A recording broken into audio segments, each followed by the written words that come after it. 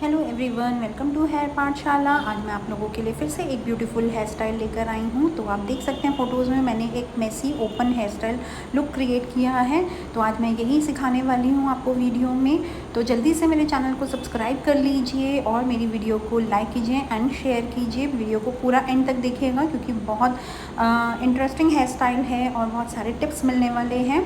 तो मैंने देखिए हेयर को प्रिपेयर करने के लिए इस पर सिर्फ सी सेक्शन जहाँ मुझे पफ़ बनाना है उस पर मैं क्रिम्प कर रही हूँ और बाकी जहाँ मुझे कर्ल्स करने हैं वहाँ मैं क्रिम्पिंग नहीं करूँगी। सी सेक्शन में भी आप देख सकते हैं कि मैंने सिर्फ हाफ़ सेक्शन में ही क्रिम्प किया है, मतलब लेंथ के हाफ़ में क्रिम्प करना है, हमें नीचे तक क्रिम्पिंग की ज़रूरत नहीं है।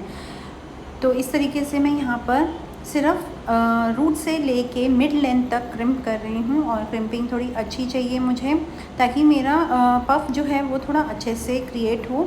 अब मैंने सारी क्रिम्प कर ली है और उसके बाद मैं अब इसमें एक प्रोडक्ट लगा रही हूँ। Guess what it is. तो आप लोग गेस कीजिएगा और मुझे कमेंट कीजिएगा कि मैंने क्या लगाया है।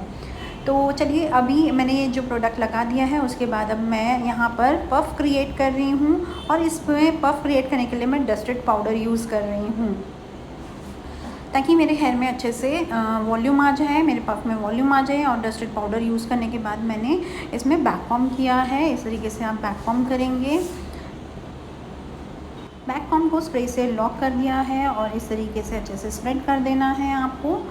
फिर से अगेन एक और सेक्शन लेना है। ये सेक्शन डायगोनल है और इस डायगोनल सेक्शन पर मुझे बैक कॉम्ब करना है एंड इससे भी अच्छे से बैक कॉम्ब कर देना है हमें। सो वन बाय वन जैसे जैसे मैं बैक कॉम्ब करती जा रही हूँ, डस्टेड पाउडर को स्प्रिंकल करती जा रही हूँ। अगर आपके क्लाइंट के हेयर में रिक्वायरमेंट नहीं है तो इसे यूज़ करने की ज़रूरत नहीं है।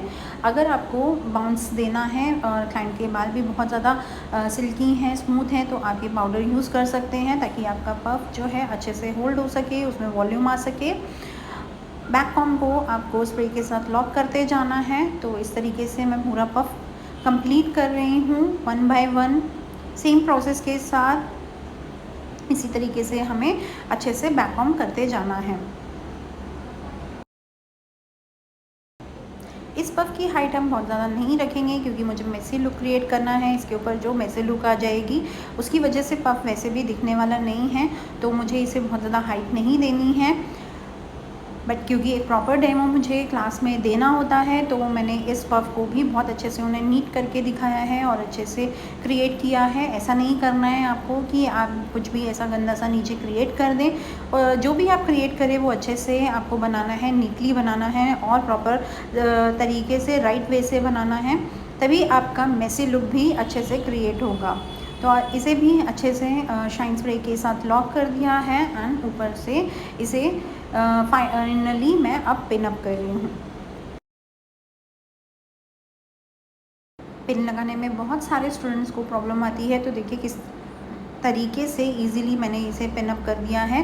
पिन को अच्छे से आपने लगा देने के बाद उसको स्प्रे से लॉक कर देना है।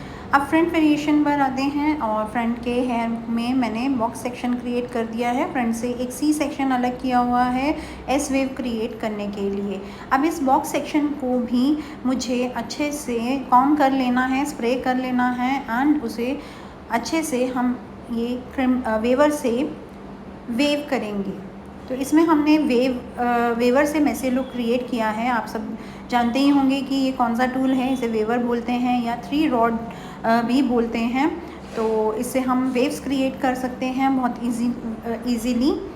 तो इस तरीके से अच्छे से हमें वेव क्रिएट करते जाना है वेवर से, और पफ के ऊपर हमें इस बॉक्स सेक्शन के जो हेयर हम वेव कर रहे हैं उसे उसके ऊपर पफ स्प्रेड करते जाना है, उसके ऊपर रखते जाना है। सेक्शन बाय सेक्शन हमें अच्छे से वेव क्रिएट कर लेना है। ये जो मैं वेवर यूज़ कर रही हूँ ये आपको अकॉर्डिंग टू द हेयर आपको टेम्परेचर सेट करना है। तो आपके हेयर अगर थिक हैं तो हाई टेम्परेचर आप यूज़ कर सकते हैं, अगर फाइन है तो आपको बहुत ही कम टेम्परेचर पे वेव करना है या फिर मीडियम हीट पे वेव करना है। अब सेंटर के हो जाने के बाद आपको साइड को कंप्लीट करना है। सेम तरीके से आपको साइड पर भी वेवर करते जाना है और पीछे की तरफ पफ के ऊपर इन हेयर को छोड़ते जाना है। प्रॉपरली एंड तक आपको वेव करना है। फिर से अब एक और फ्रंट का सेक्शन लिया और उसे भी हमने एंड तक वेव कर दिया है। सेम विद अदर साइड, दूसरी साइड पर भी हमें वेव करना है। तीनों हमारे फ्रंट के सेक्शन हमें पूरा वेवर करना है। वेवर करते टाइम ध्यान रखिएगा कि स्किन पे ना लग जाए क्लाइंट के, या ईयर पे ना लग जाए, क्योंकि बहुत हॉट होता है। तो आपको अच्छे से ध्यान रखते हुए सेफ्टी के साथ इसे करना है फेस के पास। अब सारे वेवर कंप्लीट हो जाने के बाद इसे शाइन स्प्रे करेंगे और फिंगर्स के साथ इन सब वेव को हम ओपन करेंगे। तो जिस तरीके से मैंने इस फिंगर्स के साथ इसे ओपन किया है, अच्छे से शाइन स्प्रे के साथ इसे सेट करते जाना है, जैसे कि मैं कर रही हूँ। और इसे पफ के ऊपर ही हमें पिन अप कर देना है।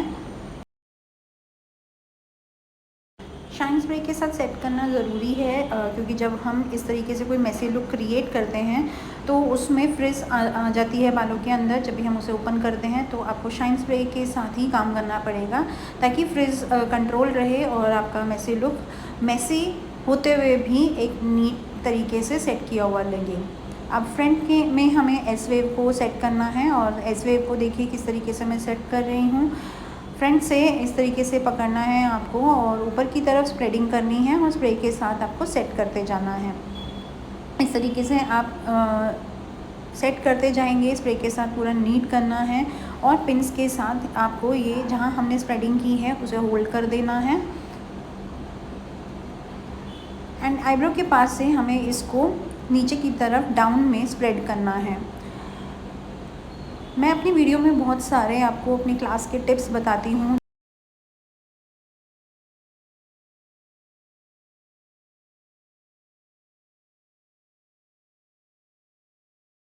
टिप बताती हूँ आप लोगों को, और अगर आप वीडियो को नहीं देखेंगे पूरा तो डेफिनेटली आपके ये टिप्स मिस हो जाएंगे, और फिर जब आप इन्हें खुद करने लगेंगे हेयर स्टाइल्स को तो वो भी प्रॉपर तरीके से क्रिएट नहीं होगा। इस अब अच्छे से इसे होल्ड कर देना है, यहाँ से भी पिन के साथ इसको होल्ड कर देना है और पीछे से आपको बॉब पिन के साथ इसे फिक्स कर देना है।